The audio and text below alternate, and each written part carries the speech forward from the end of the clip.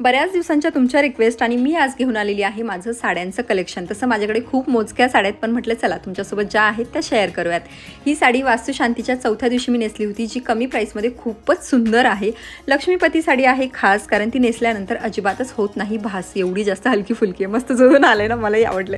ही designer sari ना खूप छान दिसत होती, मी मनूच्या बर्थडेच्या दिवशी नेसली होती आणि बऱ्याच जणींना ही आवडली। आता ही 700 ते 800च्या आसपास साडी आहे, मस्त पैठणीसारखी बॉर्डर आहे आणि खूप सुंदर दिसते। वजनापेक्षा जास्त जड जरी असेल ना माझ्या, तरी सुद्धा ही मी बऱ्याच वेळेला नेसली आहे, कारण लग्नानंतर माझ्याकडे अजिबातच साड्या नव्हत्या आणि त्यामुळे ही मी खूप वेळा नेसलेली आहे। आता ही जी साडी आहे ती मनूच्या बोरणांच्या वेळी मी नेसली होती, जी खूप सुंदर दिसते, हलकी फुलकी, पण तशी बऱ्याच जणींकडे त्यामुळे जराशी कॉमन आहे। ही साडी ना माझ्यापेक्षा जास्त तुम्हालाच बघून कंटाळा आलेला असणार आहे, कारण ही मी खूप वेळा नेसली आहे। आता सिंपल जरी वाटत असली ना ही साडी, तरी सुद्धा मी याचं ब्लाऊज खूप छान शिवले, त्यामुळे तुम्हाला सुद्धा ही व्हिडिओमध्ये खूप आवडलेली आहे। आता मैत्रिणींसोबत गेल्याच्या नंतर ना मी ही साडी घेतली होती, हिला फक्त अशी नाजूक अशी बॉर्डर आहे, बाकी प्लेन साडी आहे, त्यामुळे मला बऱ्याचशा व्हिडिओजमध्ये ही वापरात येणारच आहे। हळदीसाठी परफेक्ट अशी येलो कलरची साडी, जी मी ज्ञानूच्या हळदीच्या टायमिंगला घेतली होती आणि ही सुद्धा खूप छान दिसते।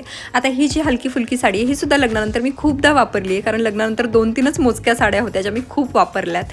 आता ह्या कलरबद्दल ना मी कायच सांगू, ही साडीसुद्धा तेवढीच गोड आहे, कलरसुद्धा तेवढाच गोड आहे आणि ही मी माझ्या मैत्रिणीकडून घेतलेली आहे। आता ह्या साड्या तुम्हाला कशा वाटल्या त्या तर मला सांगा। नेक्स्ट पार्ट मी सिल्कच्या साड्यांचा घेऊन येईल, तोपर्यंत बाय।